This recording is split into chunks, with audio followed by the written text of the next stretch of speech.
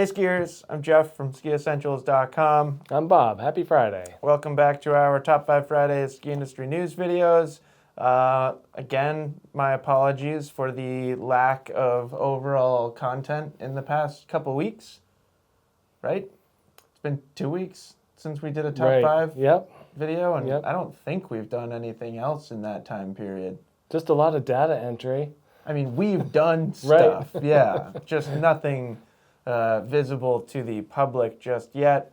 It's hard to put into words how much work it is putting together the annual ski test.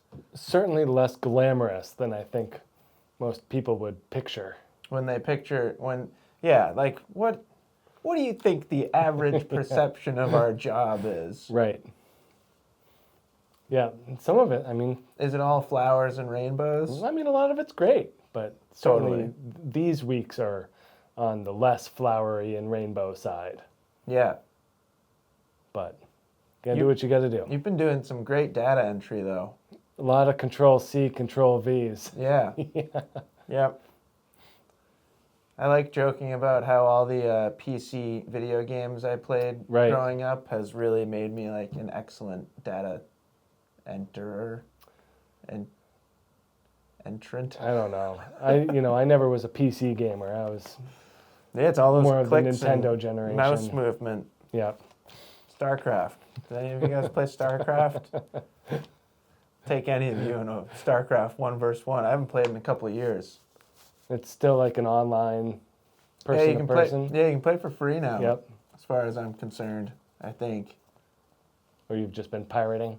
No, I don't care nearly. I did play I think 2 years ago, and I think you just download an app and play through that. No, seriously, I'm serious right now. If anybody wants to play 1 vs. 1 StarCraft, let me know. It sounds like a great time. One of the best video games ever made. Are we way off track? We haven't even started to get on the track. Okay, let's get on the track. Lots and lots of ski test work that's been happening here the past couple of weeks. I'm hesitant to say a date of launch. We're going to try super hard for next week. It very likely could get pushed outside. I don't think it'll be beyond the following week. And yeah, I'm hoping for next week. Not too much left to do. It's just still very time consuming. Yeah. But I'm really proud of what we have to share with everybody, and I think everyone's going to really like it. Mentioned it before, but it is just fundamentally different from how we've kind of published the test in the past, and I hope that it just provides people with more and better information. It can be tough to not like. Yeah, it's going to be sweet. Yeah. Yeah. So anyways, with all that said, and lots of weird video game speculation from 90s StarCraft, get right into the news. So first topic of the week, Colorado sees its first signs of winter. Some discussion about what type of precipitation this was, but Peak 6 at Breckenridge did receive some, we'll call it frozen precipitation. Sounds good. Made it look kind of white. Yep. Might have been hail, but it's fine. Hail is very close to snow. Right.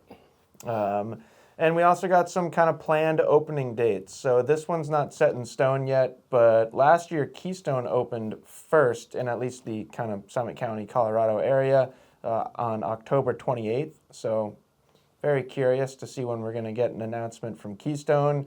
We did get a planned opening date from Breck and Vail, both setting it at November 10th. And then Beaver Creek, Steamboat, and Crested Butte all are planning on November 22nd. And outside of Colorado, but still in the western regions of the United States, Park City is planning on November 17th and Jackson Hole on November 24th. Sweet. Right around the corner. Got to get a plan in place. It's just nice. Yeah, nice to have a date. Yep. Generally, here in Stowe, we're right around that Jackson Hole number. Yeah. November 24th. That's generally a pretty safe guess. Or they sometimes shoot for a week before that, but I can't remember the last time that they actually achieved that.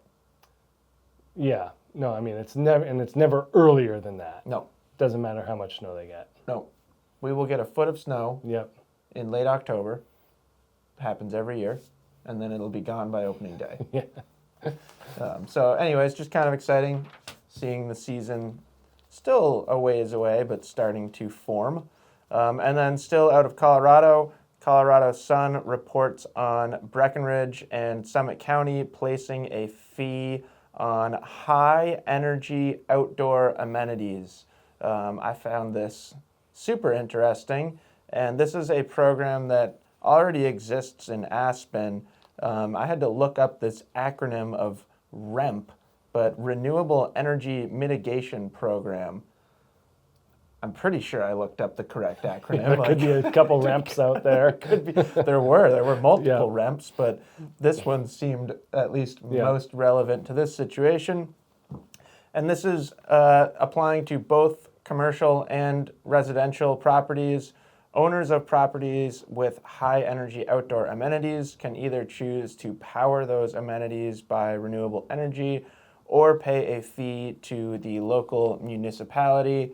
Now, I don't know that they have released actual numbers yet, but at least if we look at Aspen, that fee far exceeds what I expected it to be. So the example that they provided was it takes 17 kilowatts of power to power a 1,000 square foot heated driveway, which equates to a $55,000 fee if you want to just use your normal flow of electricity. Yeah.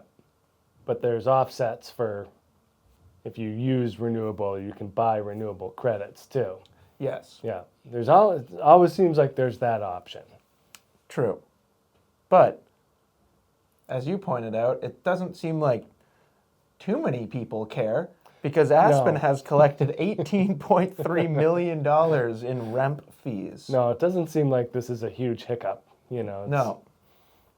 Pretty interesting. Yeah. So, if you live in Summit County and you want to have like a hot tub, an outdoor heater, a heated driveway, I would imagine like a sauna falls under that. If it's outside. And heated without like a wood stove. If you got a wood-powered sauna, then you're fine. It seems like they're just most concerned about you burning things that are just in the air, that are not part of your residence or business. It's just going into the air. It's not functioning otherwise. The heat. Yeah. Yeah. It's a total luxury. Right. Yeah. And that's what it is, just a luxury tax. Yeah. Yeah.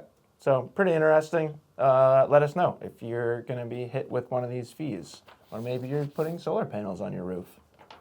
Yeah. You got options. Third topic of the week, Mayflower Resort is back in the news.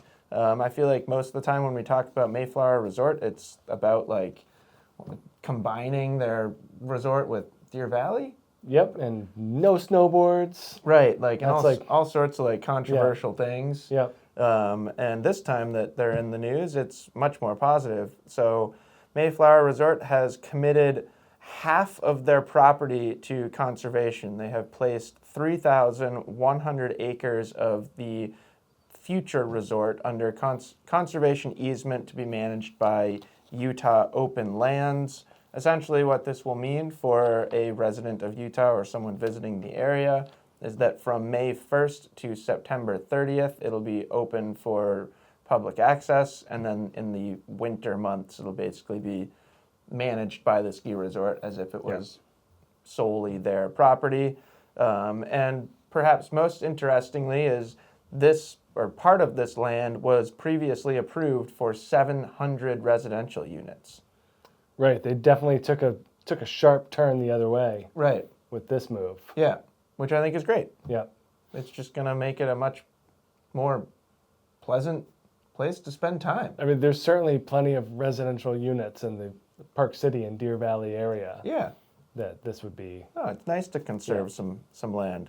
And really, it's going to be great for just the general outdoor recreation community in that area because you're going to have 3,100 extra acres of land to mountain bike and hike and do all sorts of fun stuff. So, pretty cool. Yep. And then fourth topic of the week, this one was wild just when you start looking at the numbers. Sasquatch Mountain, which is 2 hours east of Vancouver, if you're curious, has plans to drastically expand their resort. Yeah, it's not a double or a quadruple or a quintuple. It is Turning it into a beyond. mega resort. Yeah, So they would basically be growing from a 205-acre resort to a 3,104-acre resort. The stats don't end there. They would go from 37 trails to 283. it's a lot. I mean, that's a huge area. Like 3,000 acres is big. It's a big space. Bob, how many chairlifts will it take to cover? Oh, in the 20s, right? It's got to be in the 20s. Yep, I'm pretty sure I said this number out loud. 23? Yes. All right. Great memory. So they'd go from 3 chairlifts to 23 chairlifts. So like I said, just a massive expansion. So pretty cool.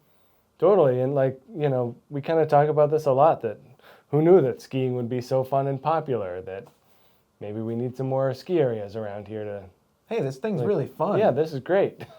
So, yeah, I think it's cool. And I mean, people are trying new things. Like, it's wonderful. Totally. And it's also like, I feel like it's impossible to ignore the fact that the ski world, the sport of skiing, I'm hesitant to say the ski industry. I think more it's like the sport of skiing itself is in a really good place. Right. I think the ski industry is in a pretty healthy place too, but I think it's more fun to take the industry side of it out of that, and just, a lot of people are really excited about skiing right now, which is great. Yep. You see it in there's a ton of Facebook groups of skiers, of passionate, outspoken skiers. Like you see just all these different signs of people being really excited about skiing. Right. They like it so much they're going to spend $55,000 to heat their driveway in their ski home. Maybe more than that. Yeah. I mean, a 1,000 square That's foot not driveway. even a big driveway. That's not even a big driveway, Bob. Let's My driveway is way bigger than that. Totally. If I I mean, my driveway is not even paved, so we're way. I don't think yours is either. No. So we're kind of in different worlds here. Yeah. But those tiny driveways in Aspen. It was a funny example. That was the first thing I thought of. I'm like, that's that's not a not driveway. That's like a single parking lot. Right. Or a single parking space. Basically, it's 2 parking spaces? No, it's more than that, but it's still not like, How big is this room? I don't know, 20 by 30? So 600 square feet? Yeah. Is it twice the size of this room? It's not 20 by, this room's not 20 by 30. But anyways, it's probably 2 of these rooms. Yeah. That's not a big driveway. Once again, we are way off track. Moving on, finally we have our edits of the week. Just a couple, not too many edits this time of year, but we did get another trailer for Jake Mago's Wind for Whistles. Incredibly creative skier. He's super, super fun to watch. And then we have Via Ferrata on a mountain bike. This is from Killian Braun. Killian Braun. I need to write more legibly. Incredible cinematography. I need to watch more from Killian Braun because it was extremely well done. And I would highly encourage you to check that out. Some really impressive footage riding in the Dolomites, which looked nerve-wracking. Yeah. A lot of just steep. Those are drop-offs. sharp hills. Yeah. I like rolling hills. Yeah. Anyways, so that's it for this week's Top 5 Fridays. Bob, you're off next week. Yep, heading to the Cape momentarily. So. According to your wrist. Yep, according to my watch. Ready to go. So you won't see Bob next week. I'll bring somebody else in here on Friday. Yeah. And hopefully by Friday, we'll have a 2024 ski test. Sweet. Published. No promises. But fingers crossed, knock on, that's particle board, right? This is farther from wood than that, for sure. Yeah, knock on wood. So anyways, hope you all have a fantastic weekend, and we'll talk to you next week. Bye.